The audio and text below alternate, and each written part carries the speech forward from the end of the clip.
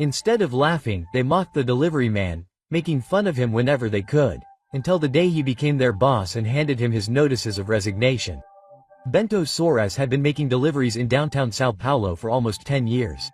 He knew every alley, every service entrance, every receptionist who barely looked up when he dropped off a package. The job was unglamorous, but it paid the bills and he took pride in doing it well. Most people saw him as just another uniform, someone who blended into the background, someone of no importance. And at Souza, in Braga, an elegant, high-end marketing firm with marble floors and floor-to-ceiling windows, this attitude was especially strong.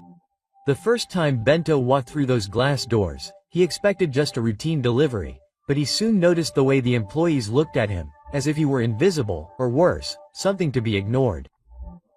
The receptionist barely looked up as she signed for the package, already moving on to something more important. Okay, he was used to it, but over time he started to notice it more. The whispers, the little smiles, the way some of the employees laughed when he walked by. At first he told himself it was nothing, just in his head, until it stopped. One afternoon, as he was placing a delivery on the counter, a voice cut through the noise of the office. "Man, can you imagine if the delivery guy was our boss?" Laughter followed. Bento didn't turn around, but he felt heat rise in his chest. He recognized the voice. Rodrigo Camargo, one of the senior account executives, always dressed in tailored suits, always making jokes loud enough for the others to hear. Another voice joined in, this time female. "Come on, he's probably used to lifting boxes, not leading meetings." More laughter. Bento kept his expression neutral, handing the tablet to the receptionist to sign. She handed it back without a word. He'd dealt with worse. He'd spent years learning to ignore this kind of thing, but something about that moment stuck with him. It wasn't just the words, it was the confidence behind them, the certainty that someone like him could never be in charge. He walked toward the exit, past rows of glass-walled offices where employees sat at fancy desks, drinking expensive coffee and pretending to work. Some glanced at him, disinterested, others scowled. Just another delivery man, just another guy passing through. But when he reached the door, he saw his reflection in the glass, his uniform, his delivery scanner clipped to his belt, his hands rough from years of lifting boxes. They saw him only as that uniform, and for the first time in a long time, it bothered him. Outside, the Sao Paulo sun was bright. He got into his van and sat there for a moment, gripping the steering wheel tightly. It wasn't anger. Anger was fleeting. This was something deeper, something sharper. They thought they knew him, but they had no idea, but they soon would. Part 2. The conversation. Bento wasn't the type to dwell on things. He dealt with his share of disrespect over the years.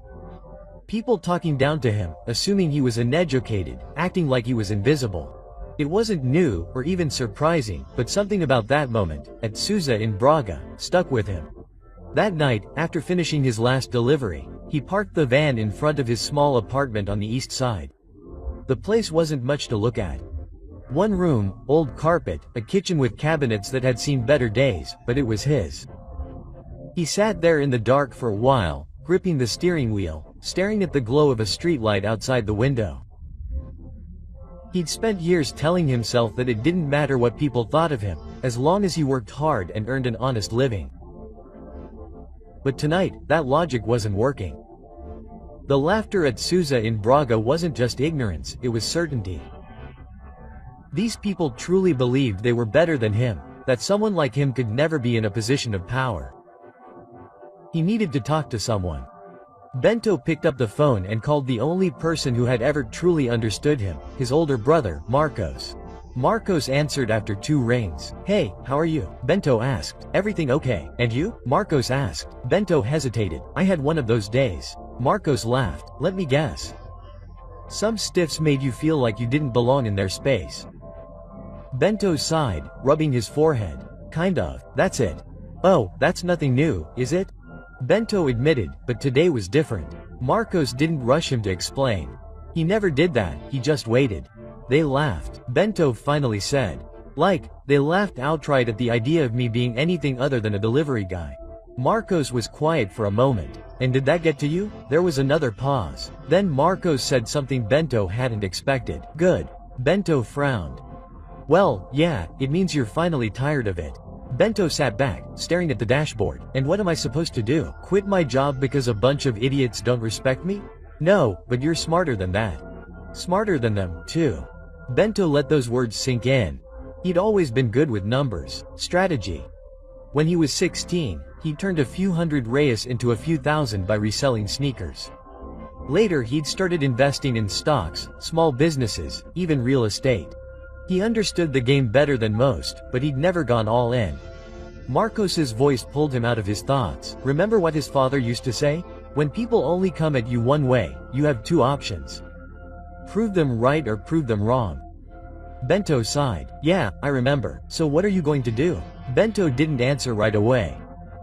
He was thinking about Souza in Braga, the expensive suits, the arrogant smiles, the way they'd gone from thinking he was anything more than a guy who delivered their packages. They'd seen him as small, and maybe even now he'd been thinking small.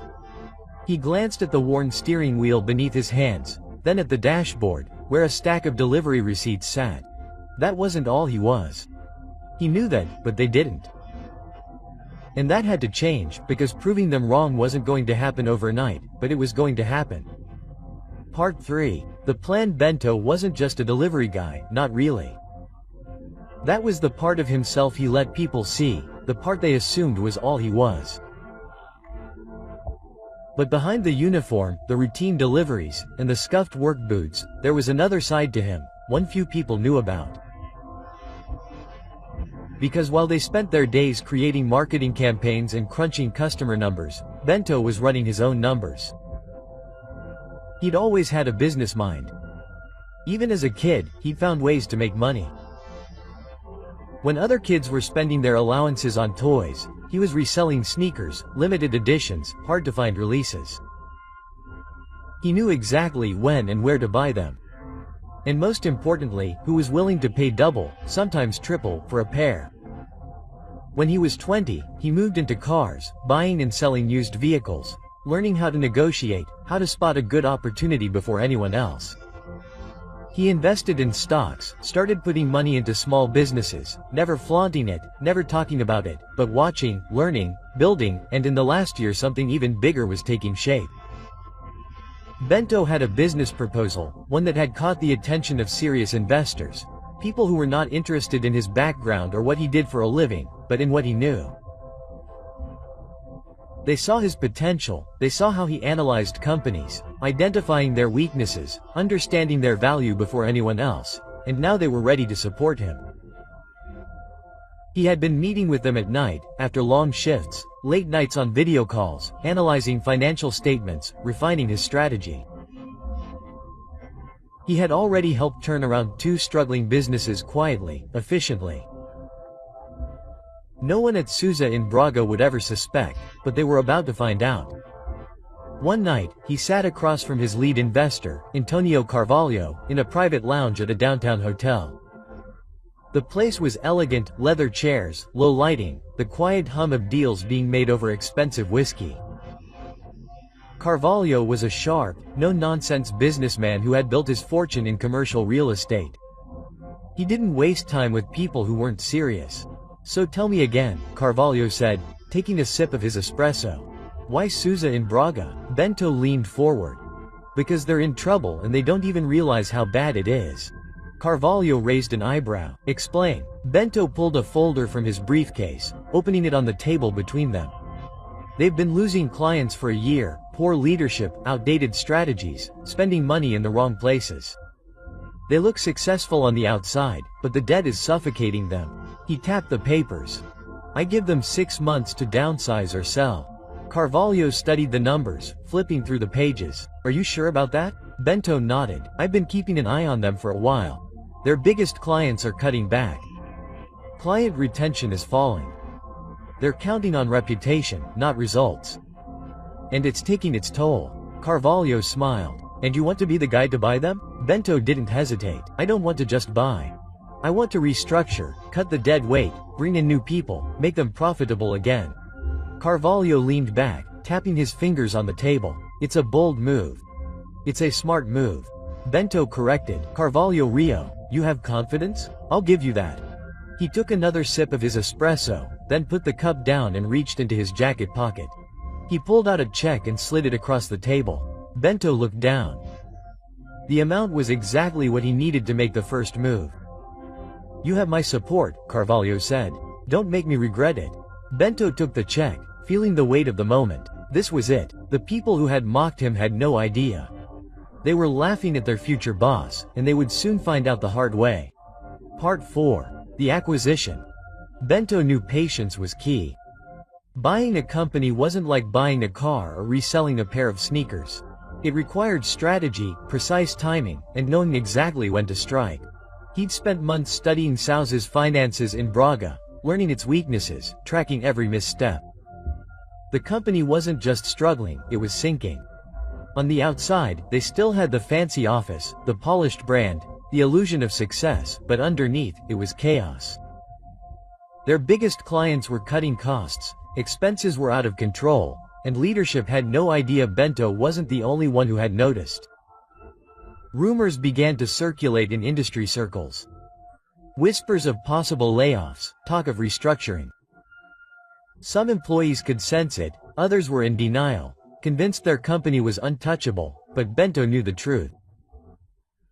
With Carvalho and the other investors behind him, he began to move quietly, strategically. The first step was to secure the shares. Sousa in Braga was not a publicly traded company, but it had a number of insiders, former executives, private investors, people who had put money in years ago and were now desperate to get out before it all fell apart.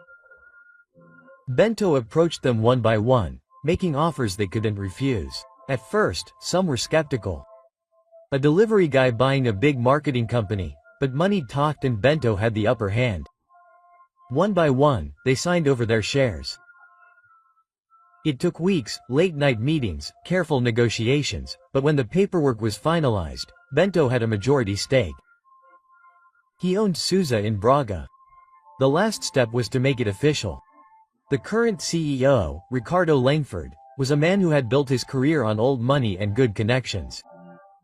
He wasn't particularly smart, just lucky, and his luck had finally run out.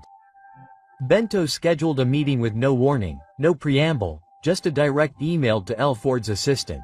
Subject: immediate discussion required. The assistant, a woman named Elisa who had worked at Sousa in Braga for over 20 years, blinked in confusion when she saw Bento's name in the sender field. She'd seen him deliver packages dozens of times because he was emailing the CEO directly. She knocked on Langford's office door, stepping in cautiously. "Sir, I just received an urgent email from Bento Soares." Langford didn't look up. "Who? The delivery guy?" Elisa said hesitantly. Langford's fingers paused over the keyboard.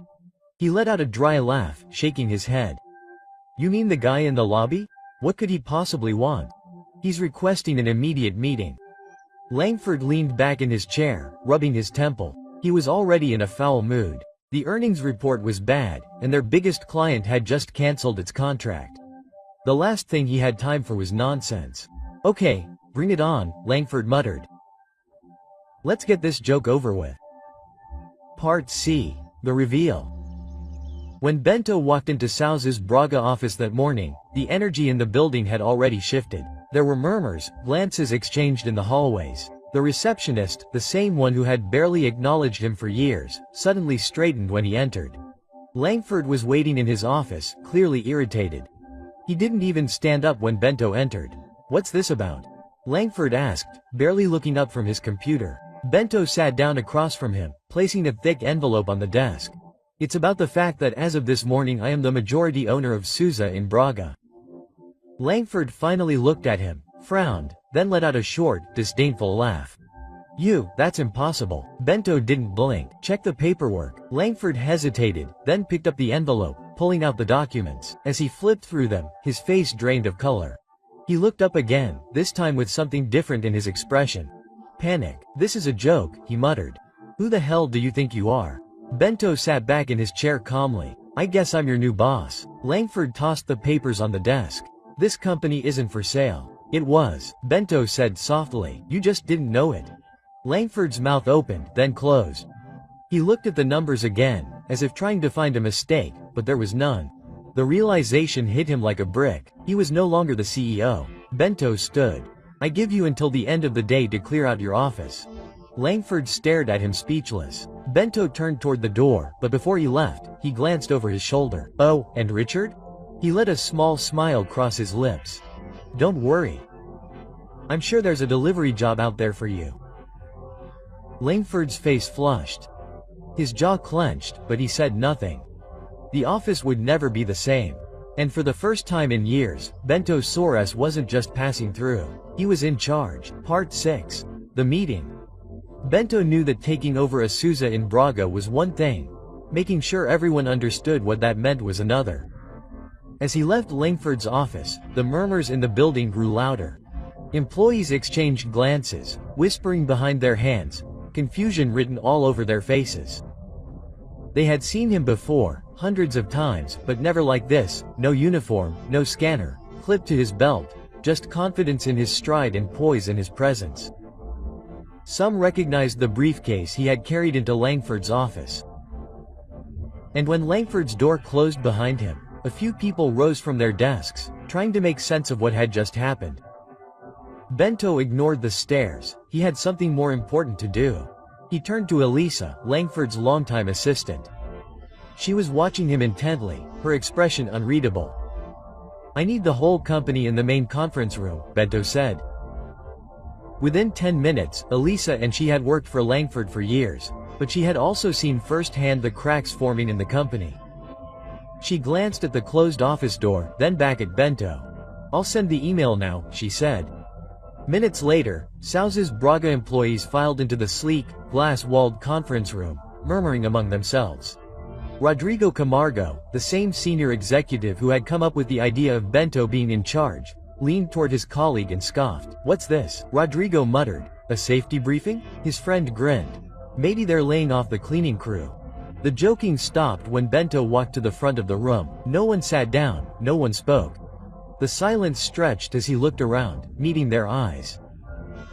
Some looked confused, others looked impatient, and a few, like Rodrigo, still looked amused. Bento finally spoke. "I'm sure everyone is wondering why I called this meeting." Some exchanged glances, shifting on their feet. "As of this morning," Bento continued, "I'm the new majority owner of Sousa in Braga."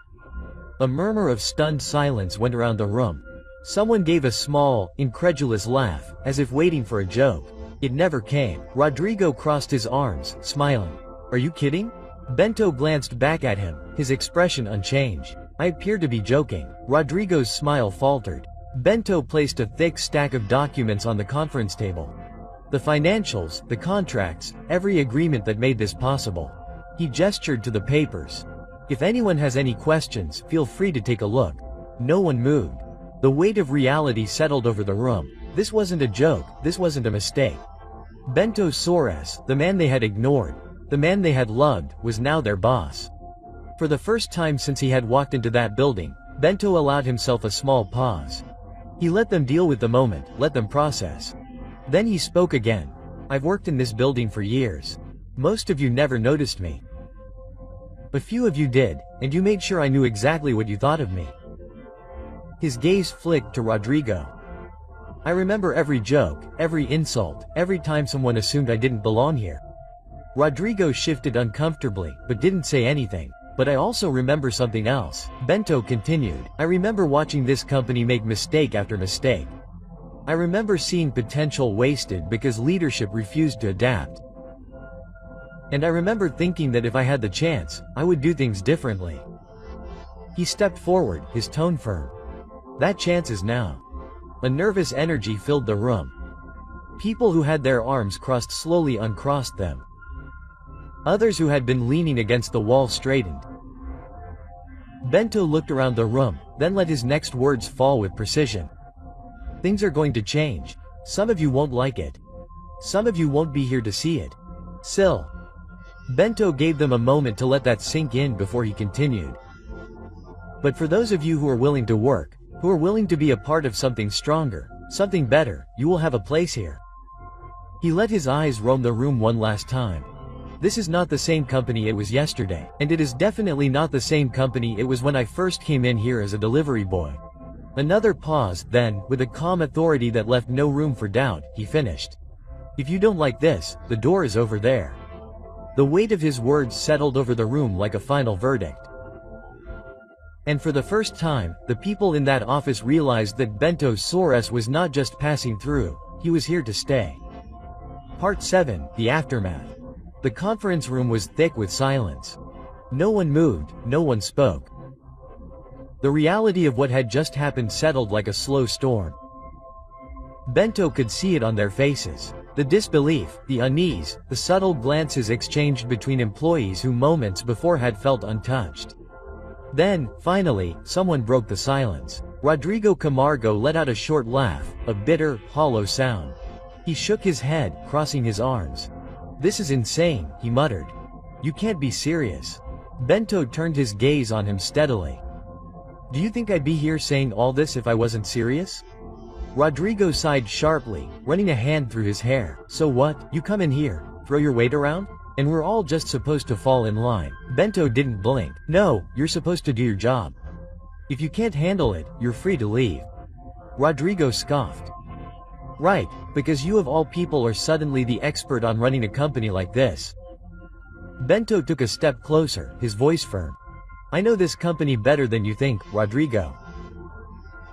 I've spent years watching you guys operate, watching the arrogance, the wasted potential, the outdated strategies, and I've spent even more years learning how to run a business successfully." Rodrigo clenched his jaw. "Are you making a mistake?" "No," Bento said calmly. "The mistake was assuming I didn't belong here." A murmur went around the room. Some employees glanced at each other uncertainly. Others, especially the junior staff who had been ignored by senior management for years, looked almost puzzled. Bento let the tension settle before continuing. "Let's talk about mistakes, actually," he said. He pulled a folder from the pile on his desk and opened it. "Rodrigo, since you seem to have so much to say, perhaps you'd like to explain why your department is responsible for one of the biggest client losses in the company's history." Rodrigo's face darkened. "That's not it," Bento interrupted softly. "And I have the reports to prove it. Over-promising, under-delivering, failing to adjust strategies." When the market turned, he slammed the folder. The client walked away, taking millions in revenue with him. Rose's face burned red. Bento closed the folder. "So if we're going to question who deserves to be here, I'd say you have a lot more to answer for than I do." Silence. Rodrigo's mouth opened slightly, as if he wanted to argue, but he didn't, because he knew the numbers didn't lie. Bento took a deep breath and turned his attention to the rest of the room. "This is the part where some of you start to panic, where you start to wonder if you're going to lose your jobs." He let the words hang for a moment before continuing. "And the answer is, some of you will." That got their attention. Bento gestured toward the documents in front of him. "I've done my research. I know who adds value to this company. I know who's shirking, and I know who's taking credit for other people's work." Some people visibly tensed, others exchanged glances with their colleagues, as if suddenly realizing the consequences of their office politics. Bento continued, "There's dead weight in this company, and I don't carry dead weight. If you're here to do your job, to work, to contribute to helping rebuild something stronger, you have nothing to worry about. But if you're here just to collect a paycheck and keep up appearances," he shrugged, "you won't last long." He let that sink in before delivering the final blow. "I'll be sending out termination notices by the end of the day." The room seemed to have lost all oxygen. Rodrigo stepped forward. "Can't you just?" "I can," Bento said simply, "and I will." Rodrigo's jaw tightened. His pride wouldn't let him be the first to back down. He straightened his tie, lifted his chin. "Fine. If that's how it's going to be, then I'm resigning." Bento met his gaze. "That's the first good decision you've made in years." Rodrigo scoffed, shaking his head, turned, and walked out of the conference room, slamming the door behind him. A heavy silence followed. Bento let the moment breathe, then turned to the rest of the team. "For those of you still here, remember this. Sousa Inn will not just survive, it will become something better than it has ever been before. But that only happens if the right people are in place." He let his gaze roam the room, taking in the reactions. Some nervous, some determined, some still processing what had just happened. If you are willing to put in the effort, to work, to actually build something meaningful, you will have a place here, another break.